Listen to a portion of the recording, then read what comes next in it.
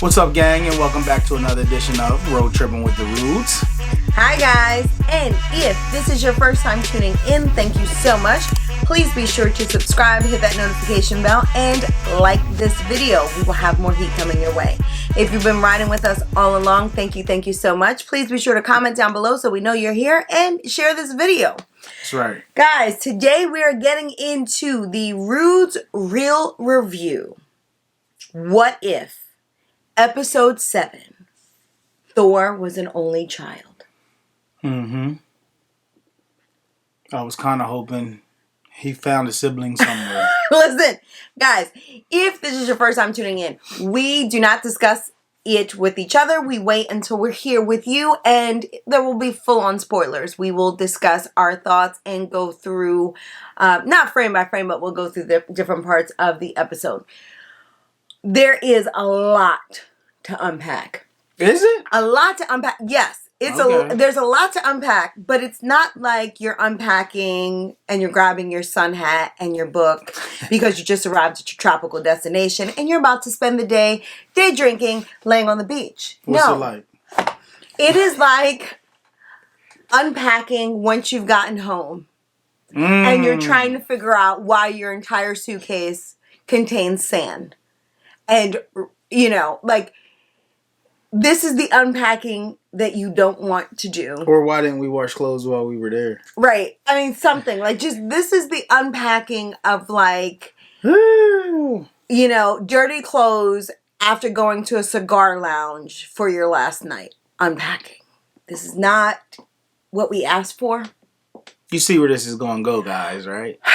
So, all right. Started off promising. We hear Darcy's voice, and you see kind of very similar to the scene in the first Thor movie. They're in their middle of the desert. They're in the RV. Shout out to RVing to Disney. Yay! I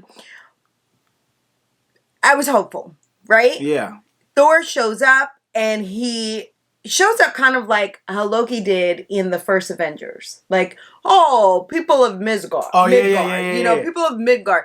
But instead, he's trying to party. It kind of look like the same location now that you said that. Yeah, he's trying to party. So, you know, what happens is he's an only child. They do not adopt Loki. Yeah, Odin takes Loki back to the Frost Giants. He takes him back to the Frost Giants. So then we see Odin heading into his Odin sleep. Odin sleep. And Frigga's like, I'm going to spend time with my sister. Yeah, summer solstice. Summer solstice. You study. Heimdall's going to keep an eye on you. We see Thor's, you know, original homies, one being Lady Sif. And basically they're like, hey, don't do this. He's like, oh no, we can just party for a little bit. Heimdall's definitely not checking for Midgard, right? Shout out to all of us on 616. Way to insult us, Thor. Those first opening scenes, what were your thoughts? I'm like, okay, this is looking promising. It was slow, though. It was slow. I mean, I was happy to hear Jane's voice. I was happy to hear Darcy, right? So everyone, with the exception of Brie Larson, basically came back for this this episode. So I was happy. And then we just see Brie knew the vibes. Brie Larson, that is. Yeah, I mean, like, he says, you know, to the crew, alert all the realms. So this was great for Easter eggs. This was great for Easter eggs, and it was great for deep cuts as far as comic book heads. Agreed. You saw Skrulls. You saw Howard the Duck. You saw there were Grandmaster. Korg. Korg was partying. If it wasn't for the Easter eggs, this is an episode I would never watch again. Right. I will watch it again for the Easter eggs.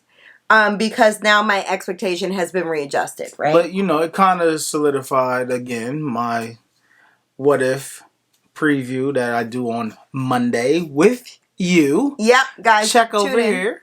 Tune in. We are here every Monday live interacting with everyone. 7:30 p.m. Eastern Standard Time. Seriously, this is the only episode that I won't watch again, with the exception of for the Easter eggs. You have that energy. You see our regular Nebula. I don't mean to say that, but the non-Jessica Rabbit Nebula. And there are so many characters that you're like, okay, I've got to rewatch it. Mm-hmm. But this is being filed under, I've got 3 words. What? Ed Norton Hulk. Oh my goodness. It's going there. It's staying there. And we'll move forward. This was not the 2 more episodes left of season 1. Okay. This is very much giving me season 2, 3rd episode vibes. You know how season 2 is always off, no matter what show you watch, right? Season 2 is always a little off. Mm-hmm. So it is what if. Yeah. So it's supposed to be any scenario, right? Yep. So back to what I was saying, on Mondays, this past Monday, I said, these past 3 episodes have all been dark. They're going to come with the Thor episode and give you all the happy feels. You know what I mean? Because all the heroes have been dying so far. So they brought you Thor, Party Thor, Get You Loose. Because these last 2 episodes is about to get mad real. Here's the thing. When I think of MCU comedy, I think of Thor Ragnarok. Yes. I think of Guardians. I think of Guardians. Mm-hmm. I think of Ant-Man and yeah. This didn't deliver. Seriously, and the title of it being "What If Thor Was an Only Child?" I was hoping, in the middle of this, Hela would just come in and just kill everybody, just end it all. But look, just end it all. I even like when Loki showed up as a frost giant. You know I wasn't ready. I wasn't ready for Frost Giant Loki. I will watch this again for all the Easter eggs and those little things, but the dialogue was off. It wasn't funny. Oh, you didn't like the banter between them two? I thought it was cool. Like brother from another mother. I thought that was cute, but then when you Frost Bros, they're destroying Midgard and S.H.I.E.L.D. has to step in. Right? Yeah. Nick Fury is injured by Korg was partying too hard. He injures Nick Fury. We have Maria Hill as the interim director of S.H.I.E.L.D. Mm-hmm. She grabs the pager, the infamous pager from Infinity War, right? She calls Captain Marvel. And in enters Captain Marvel. And you have her battle with Thor. The fight scene. So far on this series, we've been looking at storyline, fight scenes, unpredictability. Mm-hmm. It failed on each one. For me, this was a reminder of why I have such a problem with animated comic series. Okay. Like the comic book series, I don't watch them. And this was the first time that I'm like, yeah, this is an animation. It was very cartoony. You're right. This is an animation. You're right. And the fight scenes weren't giving what they were supposed to give. Well, I think because it was Captain Marvel too. There was one scene that I saw where they're fighting over Hawaii and there's somebody laying on the beach. Was that Coulson? It could have been. When I first seen it, I'm like, was that Fury? But it could have been Coulson. You're right. It wasn't Fury. You get to see a little bit of the silhouette. Had to go back and watch. You know how we do.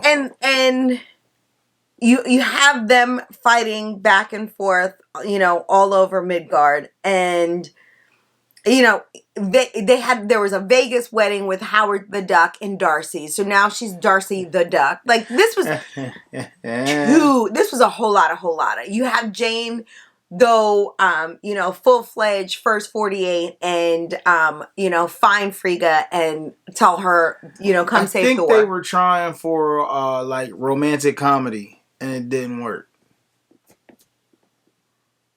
That is nowhere near a rom-com. Okay? Now, let me just say this.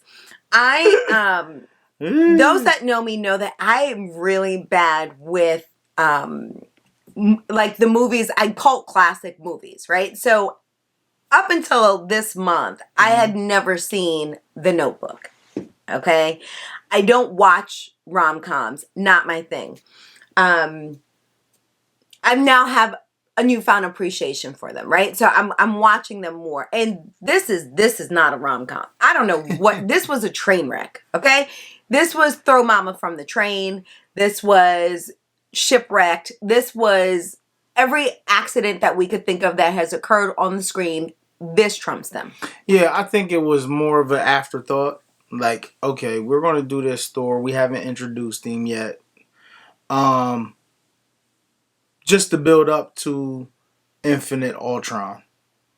You know what I mean? I think that episode was a throwaway, just to get to the end. You say to Infinite Ultron. You say introduce Party Thor. We don't need Party Thor.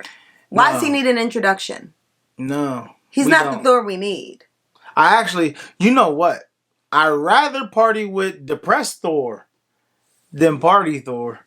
Dad bod Thor gets my vote. Dad bod Thor gets my vote. And I understand what you're saying. Like, if we could give you any advice for this episode, fast forward to the last 2 minutes. And that's all you need to see. Yeah. You need to see the arrival of Infinite Ultron. Mm-hmm. That person, or Infinite Ultron, will be a game changer in the big scheme of things. And he already had all the stones. Spoiler alert. He was here. Okay? And he had the stones. And that is very important. This whole thing reeked of bad 80s sitcom. Kid has party. Parents find out. Kid has to hurry up and clean up. And learns his lesson. No one asked for an after school special. Not a one. Do you think that the What If series should have aired before Loki? No. Personally, no. I do. I do. And, comment down below what your thoughts are, guys. But I think we needed to see live action multiverse to transition us. Had it, for me. Yeah. For me, had it started with animation and then tried to transfer back to live action, I would have checked out. Okay. No, only reason why I'm saying that is because we know the TVA exists and these timelines are being totally ripped to shreds, right? So, how come the TVA hasn't jumped in, to prune some of these timelines? That's just my nitpickiness. That's all. Listen. I'm asking for a lot. Agent B-15 can prune Party Thor anytime. Anytime. Just prune them. Yeah, this episode, they're allowed one. This was their one. I wasn't feeling it at all. Comment down below if you disagree. Like I said, I am only going to watch it again for the sake of the Easter eggs because there were some wide shots. It almost gave you the vibe of Endgame when everyone showed up and you're like, you missed like at least 80% of the people because you were like, shocked that this person arrived and that person, like once in that scene in Endgame, once Howard the Duck showed up, I don't know who else showed up because my mind was blown, right? Yeah. So once Wong showed up, my mind was who's blown. All over there, Wong. Yeah. I will watch it. Watch those parts slower. I will never be here for the dynamic between Captain Marvel and Thor. And I know they tried to make it like cheeky and almost give them chemistry. So maybe that's where you were getting the rom-com from. Because I wasn't getting the romance from Thor and Jane. Yeah, that's what as much as I was from, like that battle, that tension between him and Captain Marvel. Guys, you know what? This is a hiccup. We'll forget about it. Years from now, like I said, just file this under Ed Norton Hulk. And we'll move on. It just, episode 7 didn't exist is what'll happen. And then the last 2 minutes was just the end credit blip scene. In the timeline. Yeah. Yeah, blip in the timeline. Guys, we are not going to take up any more time discussing this. You know our ranking. We ain't even got to tell you where this one ranks.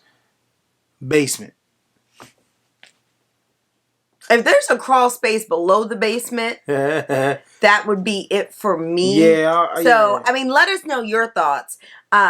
But, we're glad that you tuned in, and we really, really can't wait to talk about the next 2 episodes. So be sure to tune in on Mondays. We're live for What Ifs, What's Next. Make sure that you're following us on our social media. We always have stuff going on there. And you know what, guys? Until the next time. Keep tripping. Bye, guys.